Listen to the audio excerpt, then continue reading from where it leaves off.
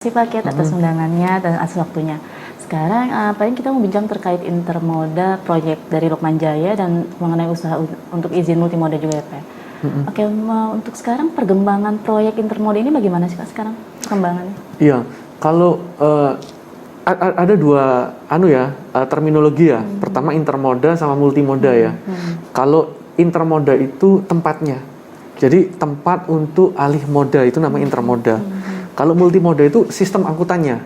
Jadi multimoda sendiri kalau kita bisa definisikan itu pengiriman barang menggunakan lebih dari satu moda. Jadi bisa menggunakan moda apa aja, bisa truk, kapal, truk, itu udah multimoda sebenarnya. Terus habis gitu truk, pesawat, truk, itu juga multimoda. Nah artinya pengiriman itu menggunakan lebih dari satu moda. Terus pengiriman itu bisa dibagi menjadi dua, pengiriman domestik atau pengiriman internasional. Pengiriman multimoda yang kita tahu itu seringnya itu memang pengiriman internasional, pengiriman ekspor-impor itu sendiri. Karena pengiriman ekspor-impor biasanya dipisahkan sama laut. Mungkin beberapa negara kayak di Eropa, kayak di Thailand gitu ya, itu kan dipisahkan sama darat. Jadi mereka itu pengiriman masih menggunakan bisa single moda, bisa multimoda sih. Tapi kalau udah dipisahkan laut, kebanyakan ya dia itu akan jadi pengiriman multimoda. Jadi itu kalau kita bicara multimoda sama intermoda ya. Intermoda sendiri itu merupakan tempat di mana terjadinya alih moda antara satu moda dengan moda lainnya. Sehingga kalau kita bicara intermoda, fasilitas intermoda itu airport, stasiun kereta yang menghubungkan antara kereta dengan truk ya. Setelah itu pelabuhan. Itu fasilitas intermoda kalau kita bilang. Memang bicara multimoda ini dibantu sejak terjadinya kontainerisasi. Kontainerisasi itu maksudnya peti kemas. Jadi sejak zaman peti kemas, perpindahan moda dari satu moda ke moda lain itu jadi lebih cepat. Artinya dulu kapal itu mesti dibongkar semua, dipindah ke truk gitu ya, sehingga terjadi proses perpindahan secara manual. Karena zamannya kontainer sekarang, perpindahan barang itu hanya membutuhkan crane untuk ngangkat peti kemas tersebut dari kapal dipindah ke truk, ke penumpukan ke truk sampai dikirimkan ke tempat tujuan. Jadi itu sekilas tentang multimoda dan intermoda ya. Oke, untuk proyek yang sedang digagas sama Lukman Jaya Pak dari sejak 2016 ya di Cikarang, itu bagaimana sekarang? Ya, jadi bicara tentang proyek multimoda yang lagi kita jalankan, kita itu sebenarnya lebih spesifik kalau kita bicara definisi itu terminal intermoda. Terminal intermoda. Memang Lukman Jaya sendiri saat ini ya akan menuju ke pengiriman dengan menggunakan multimoda. Nah, Lukman Jaya itu melalui anak usahanya namanya Lukman Jaya Land ya, kita melakukan pembelian lahan di kawasan Cikarang area. Kalau lebih tepatnya kita bicara itu di stasiun Kedung Gede, terus kemudian Desa Bojongsari, Kecamatan Kedung Waringin, Kabupaten Bekasi. Jadi kita itu terletak di antara dua stasiun Lemah Abang, di mana di sana ada Cikarang Dryport, kemudian satu lagi di stasiun Karawang, di mana di situ ya ada stasiun Karawang. Tapi untuk terminal barang sendiri itu ada di stasiun Lemah Abang sama rencananya di tempat kita ya. Tapi pertanyaannya gini, sangat berdekatan, apa yang membedakan gitu ya? Stasiun Lemah Abang yang milik Cikarang Dryport itu, stasiun Lemah Abang milik KAI ya, yang dipakai sama Cikarang Dryport itu, dia itu menarik, bukan di stasiun persisnya sebenarnya. Stasiun itu menarik namanya sepur simpangan rel, untuk dibawa ke lahan milik Cikarang Dryport. Di sana bisa dilakukan pengambilan peti kemas. Jadi simpelnya seperti itu. Tarik rel simpang agar kereta bisa parkir untuk ditarik, diambil atau di load unload peti kemasnya di situ. Nah, sesuai dengan namanya Cikarang Dryport, artinya pelabuhan kering. di sana merupakan pelabuhan internasional, sehingga selain Priok, Cikarang Dry Port merupakan pelabuhan tujuan atau pelabuhan asal. Beda sama proyek yang kita kembangkan, karena proyek yang kita kembangkan ini merupakan, kalau kita bicara di airport, kan ada terminal domestik sama terminal internasional ya. Kalau terminal internasional itu punya perangkat lengkap, ada custom, ada bea cukai, ada karantina, ada orang imigrasi, itu perangkat lengkap. Jadi Cikarang Dry Port pun memiliki perangkat lengkap selayaknya pelabuhan bandar udara internasional gitu ya. Tapi kalau kita pelabuhan domestik, sehingga pelabuhan domestik itu tidak memiliki perangkat kayak custom, kayak karantina dan lain sebagainya, karena semua keperluan clearance, custom clearance itu udah dilakukan di Tanjung Priok harusnya, ataupun di Tanjung Perak ataupun di Tanjung Mas, dimanapun pelabuhan itu terkonek sama kereta api. Nah, jadi yang membedakan antara kita dengan Cikarang Dry Port itu. Terus tadi pertanyaannya kan ke perkembangannya ya. Oke. Jadi memang di sana akan memerlukan luas area yang besar ya, karena tempat transisi barang itu memerlukan fasilitas yang besar. Lahan Lukman Jaya di sana saat ini sekitar hampir 50 hektar sekarang ya, 50 hektar. Nah, di mana rencananya kita akan buat di situ itu kawasan terintegrasi antara depo peti kemas untuk kereta api, karena kita ini basisnya kereta ya, basisnya kereta dengan truk. Sekitar 10 hektar, sisanya kita akan gunakan kawasan pergudangan untuk meningkatkan efisiensi terjadinya alih moda. Karena selama ini kereta yang jadi masalah, stasiunnya terlalu jauh dari pusat industri. Nah, last mile delivery ini yang menyebabkan angkutan kereta api itu tidak kompetitif.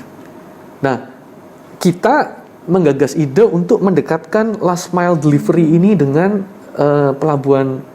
dengan terminal kereta asal dan terminal kereta untuk tempat pengiriman. Nah, itu yang kita coba dekatkan. Sehingga pengiriman barang akan bisa menjadi kompetitif. Karena saat ini kami juga di Lukman Jaya Logistik ya. Lukman Jaya Logistik sendiri itu merupakan perusahaan angkutan dengan menggunakan moda truk gitu ya. Kalau Lukman Jaya Logistik. Saat ini memang di Indonesia, kalau berkali-kali dikutip sama teman-teman di kementerian, angkutan darat itu masih mendominasi 90%. Bahkan kemarin Bapak Dirjen Perhubungan Darat kan menyelenggarakan acara odol internasional, mengundang teman-teman dari pelaku regulator dari negara-negara lain. Memang ada anomali yang harus kita jawab di Indonesia ini. Indonesia ini kan negara kepulauan, kemudian ongkos angkutnya murah dibandingkan sama dengan negara lain ya. Kayak contoh, kita bisa bandingkan harga dengan Eropa itu bisa 3 kali lipat gitu ya dari harga kita. Terus kemudian kita bicara dengan Bangkok aja atau Jepang gitu ya. Itu ongkos mereka Korea. Jadi saya ada datanya itu. Korea itu 2 kali lipat kita. Tapi aneh memang kalau bicara biaya logistik kan Bapak-bapak di kementerian itu kan suka sekali bicara tentang biaya logistik kita tinggi ya. Tapi ironisnya memang nggak ada yang dilakukan gitu. Itu kan ironis gitu ya. Jadi artinya biaya logistik kita ini 20%, bahkan 24%.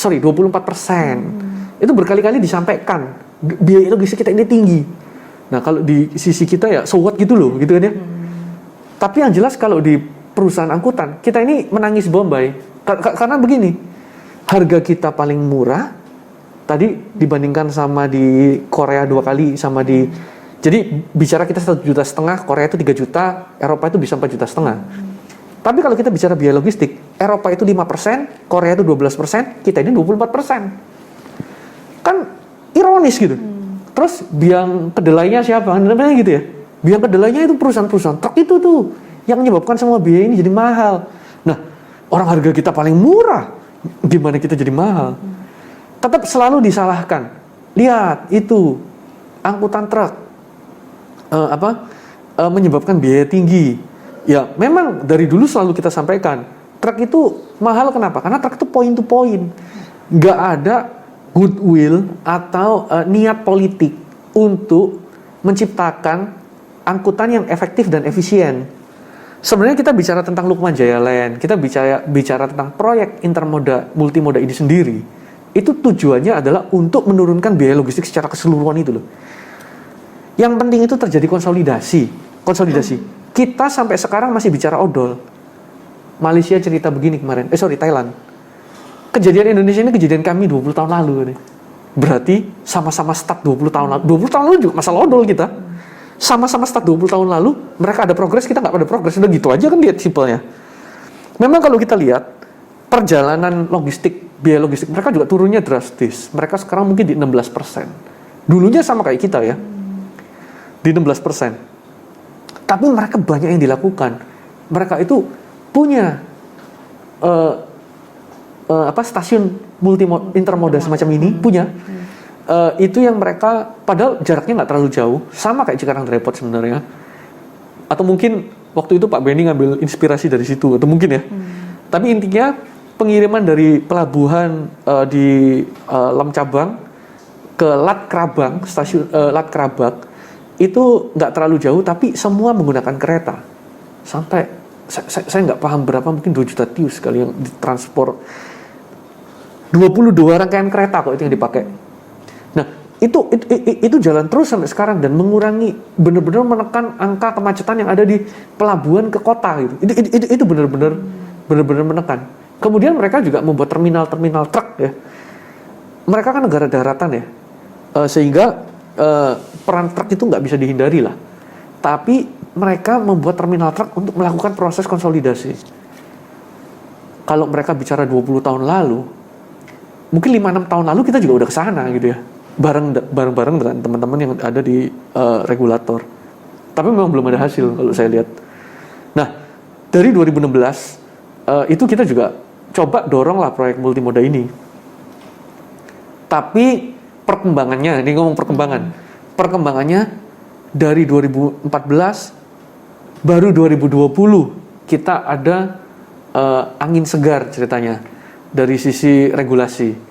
Karena waktu itu proses multimoda ini sendiri masih terhambat sama Perpres 54 tahun 2012 kalau saya nggak salah ya, 2012 tahunnya mungkin perlu dicek lagi. 2012 itu tentang tata ruang Jabodetabek Punjur yang seharusnya direvisi pada tahun 2015. Mungkin bukan 2012, 2002 kali. Yang seharusnya direvisi pada tahun 2015. Itu jadwal revisinya. Membutuhkan waktu 5 tahun untuk merevisi itu gitu ya. Untuk merevisi itu. Karena satu dan lain hal lah, ada masalah proyek reklamasi, ada masalah ya banyak hal yang menghambat waktu itu. Sehingga di tahun 2020 muncullah Perpres 60 tahun 2020. Perpres 60 tahun 2020 tentang tata ruang Jabodetabek Punjur. Karena saya diingatkan berkali-kali sama teman-teman di kementerian, kita nggak bisa mendahului regulasi. Jangan nanti kejadian seperti proyeknya yang di pulau itu gitu. Dibangun dulu, izinnya belum, heboh lah. Kita nggak mau seperti itu, karena kita perusahaan yang taat ya. Artinya kita nggak akan mendahului regulasi. Kita coba mulai dari tunggu. Tapi ya nunggu itu bukan tanpa biaya ya. Nunggu itu kan biaya uang kan, monetary value kan jalan terus gitu ya. Nah, sampai 2020 keluarlah Perpres 60 tentang Jabodetabek Punjur dan menyatakan di situ itu dapat digunakan untuk aktivitas multimoda. Jadi kalau kita bicara tentang aktivitas multimoda, tanah yang kita tempati sekarang di Lukman Jaya Land itu memang peruntukannya untuk multimoda. Jadi peruntukan multimoda itu bisa dibilang sebelumnya nggak ada yang namanya peruntukan multimoda. Karena waktu kita sosialisasi ke teman-teman di Pemda Bekasi, Pemda Jabar, di Kementerian ATR, kita sosialisasi berkali-kali. apa itu gitu ya. Apa tuh multimodal? Nggak ada yang ngerti. Yang taunya juga perindustrian, pemukiman, tempat-tempat yang layaknya pada umumnya lah. Karena di sertifikat pun kalau ada sertifikat rumah ya, tulisannya kan lahan untuk pemukiman, gitu kan tulisannya gitu kan, atau perindustri gitu. Itu nggak ya di tempat kita ini kayaknya baru yang pertama namanya lahan untuk multimodal gitu.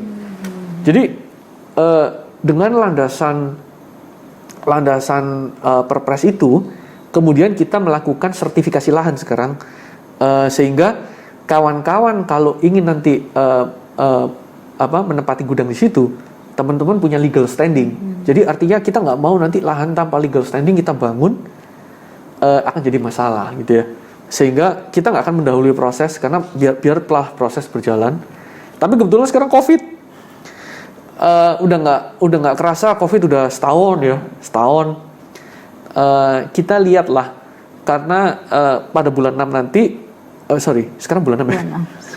Bulan 6 ini kemarin kan di Pak Presiden Biden kan declare kalau tadi saya lihat di Instagram yang kebetulan beliau kan bilang summer kali ini, musim panas kali ini akan berbeda dari musim panas tahun lalu. Kita sudah melewati musim dingin yang sangat panjang, kata dia gitu.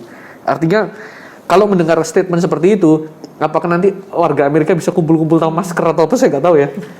Saya terakhir waktu Lebaran Idul Fitri kemarin, warga di Australia sama New Zealand juga sholat Idnya berjamaah gitu ya, dan tanpa masker saya dengarnya. Artinya harusnya COVID ini udah masuk ke episode terakhir. Kita harapkan akhir tahun ini mungkin harapannya udah selesai, karena Amerika sendiri kan orang yang disuntik itu udah di umur 12 tahun ke atas ya. Berarti mereka udah nggak fokus ke orang tua. Nah, sedangkan untuk kita sendiri vaksin kan juga semakin masif, sehingga kita harapkan kemarin libur lebaran kemarin kan dikhawatirkan akan tinggi gitu angka penularan COVID, tapi ya angkanya kalau saya lihat ya susu aja ya, maksudnya segitu aja. Nah artinya kalau kita mau optimis akhir tahun ini harusnya kalau COVID bisa selesai. Kalau bicara normal gitu ya, mungkin pertengahan tahun depan, setahun lagi gitu ya, 12 bulan. Kalau bicara pesimis ya mungkin akhir tahun lah. Nah, di periode itu, periode 2022, kita harapkan Lukman Jaya Land bisa mulai lagi, karena para investor sekarang juga sedang melakukan pengereman semua ya. Kalau kita bicara investor, di mana aja juga lagi kencang ikat pinggang. Memang agak beda kalau kita bicara dunia maya dan dunia nyata, karena perusahaan pun punya dua dunia. Ini bicara perusahaan ini ya. Perusahaan itu hidup di dunia maya dan di dunia nyata. Dunia maya nyatanya itu yang dia lakukan kegiatan sehari-hari ini dunia nyatanya. Dunia mayanya itu dunia di mana dia itu harga dia di pasar modal. Harga di pasar modal itu kan berdasarkan ekspektasi atau harapan gitu ya. Nah saat ini memang nggak sejalan kalau kita lihat. Dunia nyatanya babak belur, tapi dunia mayanya bisa luar biasa gitu ya. Nggak terlepas dari policy yang dikeluarkan sama Pak Donald Trump beberapa waktu lalu untuk menginjek uang ke dalam pasar modal sebesar 3 triliun US dollar kayaknya. Dia masukkan itu sehingga nilai saham moncer, tapi nilai realnya babak belur. Lah, kita ini kan Lukman Jaya Land nggak hidup di dunia itu gitu ya. Artinya kita ini mengharapkan kebangkitan sektor real untuk menggerakkan kembali mesinnya di kita. Walaupun sekarang kita ini kalau bicara di Lukman Jaya Land ya, saya nggak bicara Lukman Jaya Logistik ya. Kalau di Lukman Jaya Land ini kita posisinya masih mengumpulkan, masih konsolidasi, izin sudah keluar, calon investor udah cukup banyak, beberapa dari Jepang juga kita udah diskusi, ada 2 perusahaan malah dari Jepang. Kemudian investor lokal juga ada. Nah, dengan KAI kita juga komunikasi secara intens. Nah, itu nanti yang akan mendorong roda kita ke depan. Ya, makanya kita harap cepat selesai lah, karena biasanya ya setelah musim dingin yang panjang ya akan terjadi pertumbuhan ekonomi yang signifikan, yang orang bilang kurva V itu. Jadi itu kalau bicara perkembangan sampai hari ini ya. Oke, berarti memang agak cukup lama untuk mendapat dari sisi regulasinya ya Pak ya gitu. Lama. Oke, tadi kan Pak Kia sudah mention dikit tuh alasannya membangun proyek terminal intermodal ini kan untuk menurunkan biaya angkutan ya Pak ya? Bukan, menurunkan biaya logistik. Biaya logistik ya. Yeah. Nah itu selain itu alasannya apa lagi sih Pak untuk menggagas proyek itu? Jadi ada dua hal kalau kita bicara. Ini saya mumpung tadi disinggung biaya logistik lagi, saya garis bawahi sedikit. Ada dua hal yang krusial di biaya angkutan sama biaya logistik. Penurunan biaya angkutan tidak serta-merta menurunkan biaya logistik. Karena angkutan itu merupakan bagian kecil dari biaya logistik. Bukan bukan bagian kecil sih, bagian cukup besar juga. Karena bicara logistik 70% itu angkutan. Bicara logistik ya, 30% itu aktivitas lainnya. Tapi memang beberapa waktu lalu saya melakukan penelitian di Lemhanas. Di Indonesia ini agak anomali, agak beda. Di luar negeri memang 70-30. Di sini bisa 55-45. Artinya transportasi kita itu lebih kecil dibandingkan dengan normal pada umumnya. Sehingga ketika kita bicara pengaruh faktor lainnya ini lebih besar di logistik Indonesia ya. Kalau kita bicara supply chain lain cerita lagi, karena supply chain itu ngomong tentang biaya logistik plus biaya dokumen, biaya procurement, itu dia menarik faktor biaya yang lebih banyak. Nah, kalau logistik kan simple, pergerakan barangnya sama pergerakan surat kembalinya, semua aktivitas satu putar-putaran ini. Nah, kan tadi saya ceritakan kalau luar negeri 70-30, kalau di kita bisa 55-45 gitu ya. Sehingga faktor lainnya ini perlu diteliti, ini apa nih masalahnya faktor lainnya. Kalau bicara masalah transportasinya sendiri, saya ke transportasi. Transportasi itu unit, kan ujung-ujungnya itu unit cost. Satu dus itu berapa sih? Kalau semua kita paket, kita bicara paket nih ya, kita paket, kirim langsung door to door, pasti mahal. Itu pasti mahal. Semua moda itu punya kelebihan masing-masing kok. Kapal tuh lama tapi murah. Pesawat itu cepat tapi mahal. Kan itu memang fakta gitu ya. Sehingga kalau kita nyinggung sedikit tadi tentang biaya logistik, keberadaan Lukman Jaya Land itu ya untuk melakukan konsolidasi. Itu satu. Untuk melakukan konsolidasi barang. Untuk mendekatkan diri ke tempat sentral produksi barang. Karena Cikarang merupakan tempat sentral produksi terbesar di Indonesia loh, masih sampai sekarang, walaupun Jawa Tengah juga udah mulai didorong ya. Kan kawasan industri Batang juga udah muncul, kawasan industri Kendal juga mau muncul ya. Tapi kan attractiveness di sana kan lebih ke karena UMR-nya lebih murah gitu ya. Itu daya tarik Jawa Tengah memang di situ. Tapi kalau bicara pelabuhan, Jawa Barat udah jauh lebih matang. Contohnya Tanjung Priuk, contohnya Patimban, ya. Kalau kita bicara Semarang, Tanjung Emas, itu draftnya juga sangat terbatas, draftnya, karena dia itu kan banjir terus juga ya, banjir terus kan sering banjir ya. Abis gitu draftnya juga terbatas. Nah, baru diwacanakan untuk membuat pelabuhan baru di Kendal. Nah, itu akan perlu proses, akan perlu waktu karena kapal internasional pun untuk merapat kan perlu kedalaman draft tertentu gitu ya. Nah, sehingga kenapa kita tetap yakin Cikarang tetap potensi? Ya di situ. Kalau kita bicara tentang mahalnya UMR, ya kita harap itu akan dikompensasi dengan hal lain. Karena bicara mahalnya UMR, di Eropa juga UMR-nya luar biasa. Eropa loh ya. Tapi kan kenyataannya biaya logistik dia tetap murah. Nah, ini memang PR. Odol itu, penindakan odol tanpa dibarengi dengan peningkatan modal share, modal yang lain. Peningkatan modal share saja tidak cukup. Karena kata kunci utamanya itu terjadi konsolidasi. konsolidasi muatan. Terjadi konsolidasi muatan, terjadi frekuensi muatan yang lebih tinggi, sehingga tercapailah namanya efisiensi dalam pengiriman barang. Nah, kalau efisiensi tercapai, akhirnya ya otomatis biaya logistik kita akan turun. Kita nggak bisa pungkiri loh, UMR akan selalu naik karena kebutuhan manusia juga naik terus ya. Tapi ketika UMR naik, daya beli naik, otomatis komposisi, simpelnya analoginya gini, UMR naik, daya beli naik, biaya logistik ikut naik, ya sama aja bohong kalau begini terus nih. UMR naik, daya beli naik, ini kan harus sama atau turun gitu ya. Tapi kan nggak mungkin gini, turun, tapi nggak ada solusi yang lain gini. Kayak truk ini sekarang teman-teman di trucking ini terdesak juga masalah penurunan tarif karena biaya, tapi dia nggak bisa mendapatkan efisiensi lebih lagi karena hanya segitulah maksimal kemampuan door to door. Jadi saya masih tekankan lagi door to door karena model pengiriman kita ini semua door to door. Door to door itu sudah memberikan potensi terbaiknya di Indonesia. Nggak bisa ditekan lagi.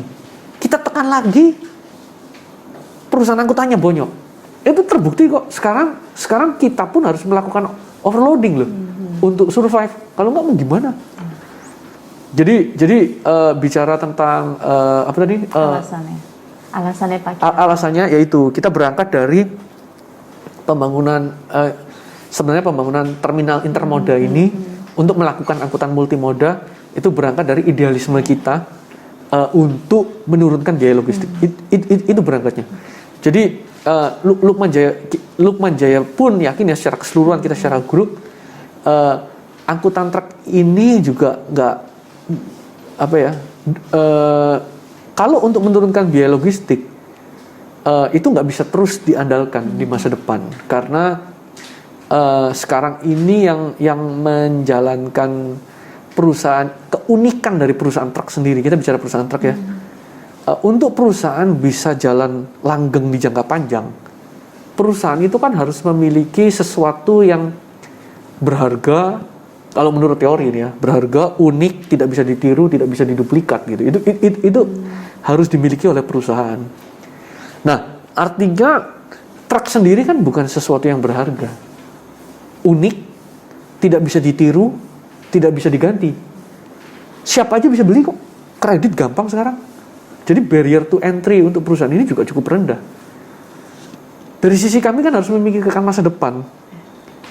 Keunikan Lukman Jaya ya cuma di orangnya, karena serangkaian karena kita inilah yang memiliki serangkaian kemampuan untuk menjalankan perusahaan ini seperti ini gitu ya. Nah, tapi itu pun kan nggak akan, kan namanya kemampuan juga suatu saat bisa diikuti sama orang lain gitu ya. Jadi artinya kita juga harus terus melangkah memikirkan strategi-strategi baru, masuk ke bisnis lini-lini bisnis yang baru untuk mendapatkan kemampuan dan aset-aset yang tadi yang berharga, langka, tidak bisa ditiru dan tidak bisa diduplikat. Jadi itulah upaya yang kita lakukan di Lukman Jaya Land. Jadi kita memandang Lukman Jaya Land itu pengelolanya sebenarnya ya. Nanti akhirnya operasionalnya di Lukman Jaya Logistik juga. Di mana Lukman Jaya Land itu kalau kita bicara terminal intermodanya, Lukman Jaya Logistik itu nanti operator multimodanya. Jadi itu terminologinya. Sehingga nanti akan ada kemampuan-kemampuan baru, akan ada servis-servis baru yang akan membuat kita bertahan lebih lama di masa depan. Jadi tujuannya memang kenapa kok mengembangkan ini ya untuk masa depan. Untuk masa depan. Berarti memang untuk saat ini baru Lukman Jaya yang memberanikan untuk menggagas proyek intermoda ini Pak? Baru satu-satunya ya? Iya, karena kalau saya lihat kawan-kawan juga masih bernostalgia pada bisnis yang ada sekarang gitu ya. Dan saya yakin nggak akan bertahan lama. Karena kita ini melawan regulator. Tahun 2023 nanti Pak Dirjen juga udah bilang akan bebas odol, kata Pak Dirjen. Walaupun kita masih belum tahu apakah itu akan 100% terlaksana ya, karena statement seperti itu kan udah dari 20 tahun lalu gitu. Jadi artinya teman-teman tuh masih bernostalgia di situ. untuk mempertahankan hidup. Kalau saya lihat untuk mempertahankan hidup. Tapi mengeluh tiap hari. Teman-teman tuh mengeluh. Hidup semakin sulit, bayar spare part susah, muatan berat, mobilnya rusak melulu. Lah, oke, kita kan memang berusaha bertahan hidup ya. Kita mengeluh, tapi kita nggak mau melakukan sesuatu untuk merubah keadaan. Nah itu yang saya lihat sekarang.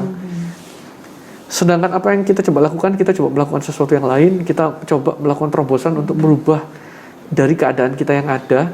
Karena kita yakin keadaan kita yang sekarang itu bukan keadaan yang kita berada pada ekosistem yang kurang bagus kalau menurut saya. Karena ekosistem angkutan barang sendiri itu sama kayak udah, kalau bicara hutan udah gundul gitu ya. Udah gundul gitu, habitatnya udah rusak. Habitat rusak kenapa? Kalau sampai perlu overloading kan berarti kita udah rusak habitat. Kita nggak bisa melakukan bisnis secara normal. Nah kalau di luar negeri nggak ada seperti itu, semua tertata rapi. Walaupun di Eropa katanya 8% masih overloading. Itu menarik juga. Kata Bapak yang kemarin acara di Perancis itu. Nah, acara odol kemarin ya. Jadi memang di US, nah ini cukup menarik nih. Kita ini juga mengalami masalah kelangkaan supir ya, yang sangat akut gitu. Kemarin di US, ekonominya udah mulai gerak nih. Ekonominya udah mulai gerak. Kebutuhan truk sangat tinggi. Ada satu perusahaan yang ordernya sampai 21.000 gitu ya. Dia nggak bisa memenuhi semuanya, hampir semuanya. Kenapa? Ya supirnya nggak ada. Artinya sekarang tinggal lari lagi ke masalah SDM juga. Masalah SDM. Nah, semua ini teman-teman harus mempersiapkan itu loh. Artinya ketika nanti terjadi economic boom, selalu setelah resesi itu pasti ada peningkatan 2 kali gitu biasanya. Kalau ekonomiknya 7%, resesi biasanya 5 gitu, nanti jadi 10. Biasanya begitu. Tapi saya nggak tahu karena market ini di tahun-tahun ke depan itu sangat sulit untuk diprediksi, sangat sulit. Saya baca di Economist beberapa waktu lalu, economic boom kali ini akan come up with a sting, katanya gitu. Jadi ada kalau sting itu kayak lebah itu loh, jarumnya lebah itu loh.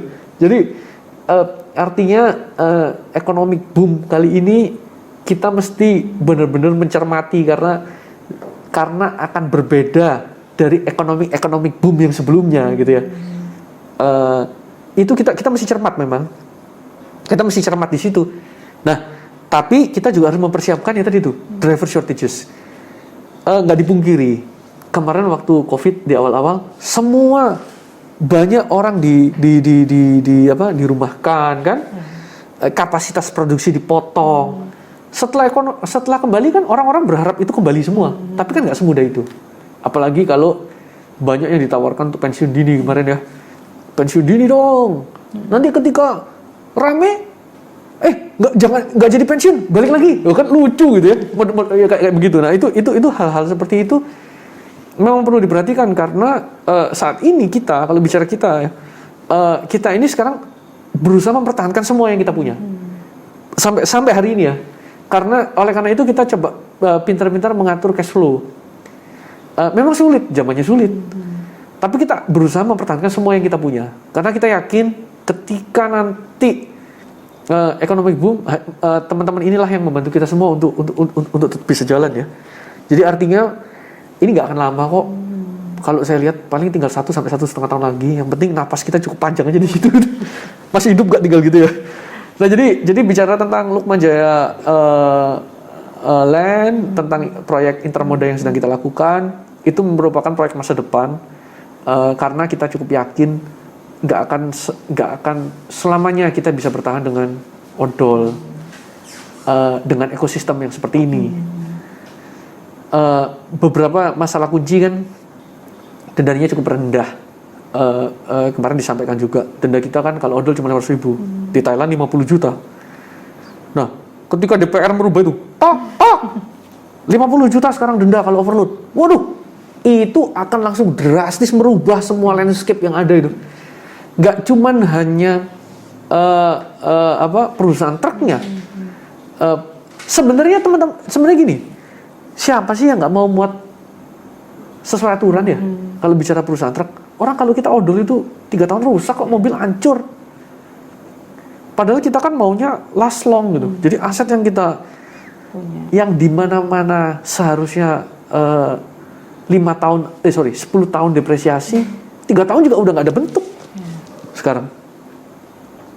Oke. Berarti fasilitas yang dibangun untuk proyek intermoda ini seperti apa sih Pak?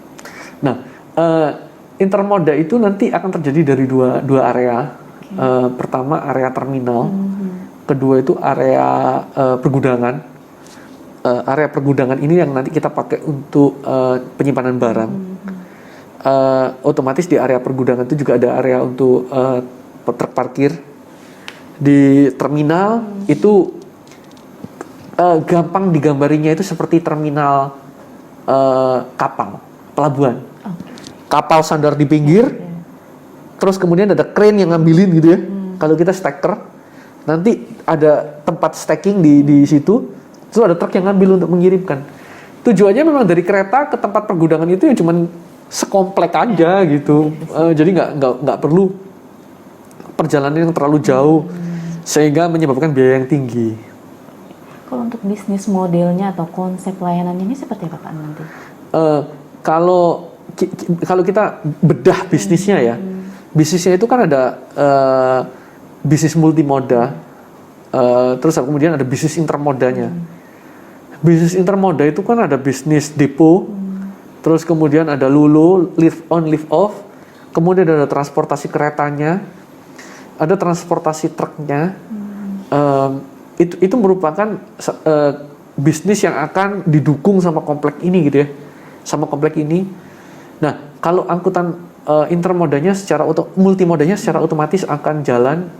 Kita memang berencana nggak hanya single operator untuk multimodanya aja, yang nggak cuma Lukman Jaya, tapi kita akan mengundang kawan-kawan yang lain juga untuk berpartisipasi menggunakan terminal yang kita bangun gitu ya. Karena balik lagi, idenya kan bukan untuk menurunkan biaya logistiknya Lukman Jaya gitu, idenya ya. Tapi kita ada idealisme untuk berusaha menurunkan biaya secara keseluruhan, bukan cuma Lukman. Sehingga kita akan mengundang kawan-kawan yang mau berpartisipasi untuk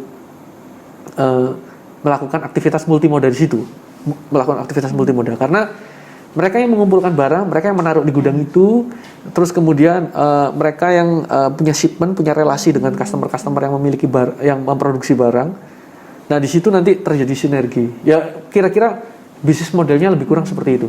Tapi kita nggak tahu apakah kita akan menjajaki proyek paket delivery yang lagi hit ya. Karena paket delivery ini dengan menggunakan kereta saat ini banyak didorong oleh penggunaan kereta gerbong penumpang. Nah kita sendiri kan di gerbong barang. Tapi mungkin nanti ada pelaku multimoda di situ yang mau menggunakan gerbong barang untuk kontainer khususnya, untuk melakukan pengiriman dengan menggunakan itu. Tapi otomatis mereka akan butuh tempat yang dekat dengan stasiun, karena kalau jauh akan jadi mahal. Oke, berarti kalau untuk segmen target pasarnya dalam pengguna jasa layanan ini beragam berarti ya Pak ya? Beragam, karena konfigurasi 20 feet, 40 feet itu kan bisa untuk macam-macam aplikasi ya, selain peti kemas, bisa untuk tanker dan lain sebagainya lah, banyak opsinya. Oke. Jadi kan juga Bapak mention multimoda ini kan berhubung juga dengan kereta api KAI. Nah itu bentuk kerjasamanya dengan PT KAI itu seperti apa sih Pak? Jadi kereta api itu modelnya semacam kayak kita charter kereta gitu. Kita charter kereta, kemudian nanti kita yang menyediakan barang, mereka menyediakan armadanya. Jadi kalau sekarang kita ini customer charter truk kita gitu ya, kemudian mereka mengisi barangnya, ini modelnya mirip. Jadi kita sewa keretanya, kemudian kita mengisi. Oleh karena itu nggak mungkin kita isi sendiri. Akan lebih masif gerakannya kalau didukung oleh kawan-kawan sekalian gitu ya. Jadi itu kita sebenarnya menciptakan sebuah ekosistem yang tidak hanya untuk Lukman Jaya tapi juga untuk kawan-kawan di truk lain. Karena ketika nanti Kementerian Perhubungan berhasil menegakkan overloading, saya yakin perkembangan moda lain juga akan meningkat gitu.